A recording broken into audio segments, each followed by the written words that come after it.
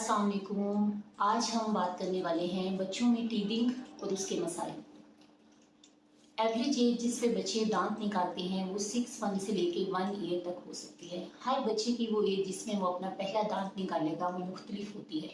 इसमें बाज़ पेरेंट्स हमारे पास परेशानी के साथ आते हैं कि डॉक्टर साहब बच्चा 9 मंथ का हो गया है, अभी तक कोई दांत नहीं निकाला। इवन बच्चा 1 ईयर का भी हो जाए, कोई दांत नहीं निकाला तो कोई इशू नहीं है, अगर बच्चा अदरवाइज़ आपका हेल्दी है। जब तक कोई अंडरलाइन फैक्टर नहीं होता है, जैसे माल न्यूट्रिशन हो गई या बच्चे को कोई विटामिन डी डेफिशिएंसी, रिकेट्स और थायराइड प्रॉब्लम, इनके साथ ये कुछ इश्यूज होते हैं कि बच्चे की टीदिंग डिले हो सकती है। रूटीन में इसमें एक फेमिलियल पैटर्न चल रहा होता है कि आपकी फैमिली के बच्चे दांत जिस एज पे निकालते हैं, उसके फादर ने किस एज पे दांत निकाला, बच्चा भी उसी एज के करीब दांत निकालता है। तो नॉर्मल एज 6 मंथ से लेके 1 ईयर्स तक होती है। सबसे पहले बच्चे अपने नीचे वाले 2 सेंट्रल दांत जो है वो निकालते हैं, जिनको हम इंसाइजर्स बोलते हैं। उसके बाद वैरायटी में ऊपर नीचे के दांत, फिर प्री मोलर्स, फिर मोलर्स निकालते हैं और इस तरह ये प्रोसेस 3 साल तक कंप्लीट होता है। इनके दौरान बच्चे में कौन सी अलामत हो सकती है? टीदिंग एक पेनफुल प्रोसेस है। इसमें चूंकि एक बोन ने एक मांस को फाड़ के निकलना होता है तो बच्चा पेन महसूस करता है कि जब बच्चे का कोई दांत निकलना होता है, हमारा बच्चा बेचैन हो जाएगा, चिड़चिड़ा हो जाएगा, चीज़ों को बाइट करेगा, कपड़ों को बाइट करेगा, मुख्तलिफ किस्म के टॉयज और ऑब्जेक्ट को अपने माउथ में डालेगा। बच्चे का स्लाइवा ज़्यादा निकल रहा होता है जो उसके माउथ से निकल निकल के बह रहा होता है। तो ये सारी चीज़ें जो हैं ये बच्चे के टीदिंग के इश्यूज़ है। इसमें बच्चे की नींद डिस्टर्ब हो सकती है, बच्चा खाने को इनकारी हो जाता है, बच्चे को भूख नहीं लगती, भूख इवन हो भी तो बच्चा खाना नहीं चाहता क्योंकि उसको च्यू करने से पेन आ रही होती है। तो इन अलामात को हम कैसे कम रख सकते हैं? इसके लिए सिंपल कुछ रेमेडीज होती हैं जिनको आप अपना के अपने बच्चे की पेन कम कर सकते हैं।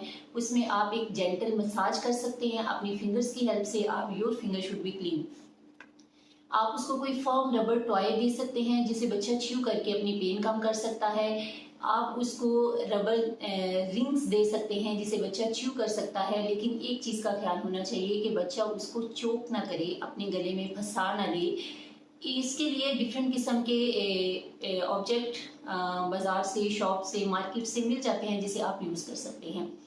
हमारे पास कुछ मिसकंसेप्शंस हैं कि हमें बच्चों को कुछ होम्योपैथी की मेडिसिन दी जाती हैं, कुछ बच्चों को नेकलेस पहनाए जाते हैं, कुछ बच्चों को डिफरेंट किस्म की जेल्स दी जाती हैं जो उसके पेन के प्रोसेस को कम रखने के लिए यूज़ की जाती है, लेकिन इनके नुकसानात हैं।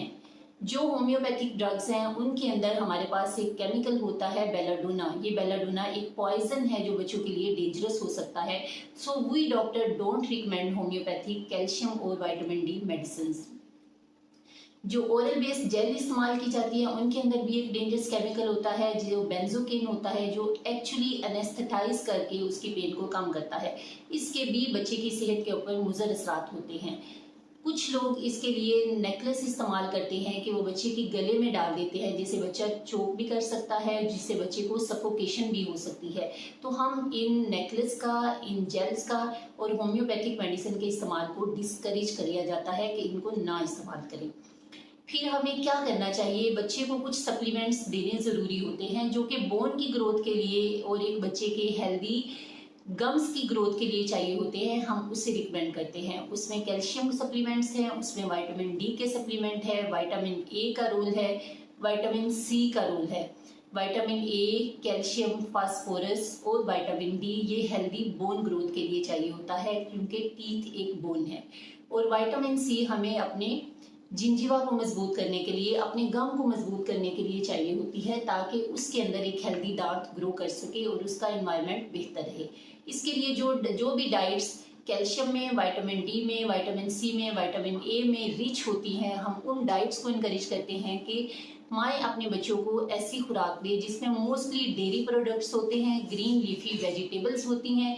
इसके अंदर हमारे पास डिफरेंट किस्म के नट्स होते हैं, इसके अंदर डिफरेंट किस्म के फ्रूट्स होते हैं। Calcium, vitamin D, vitamin A, vitamin C के डिफरेंट किस्म के सप्लीमेंट्स मार्केट में अवेलेबल होते हैं, लेकिन वो आप ओवर द काउंटर यूज़ ना करें। मेरा आपको मशवरा है उसके लिए एक चाइल्ड स्पेशलिस्ट के पास जाएं, उसको अपने बच्चे की बोन और गम हेल्थ को विजिट करवाएं और उसकी प्रेस्क्रिप्शन की मदद से ये इस्तेमाल करें। Thank you.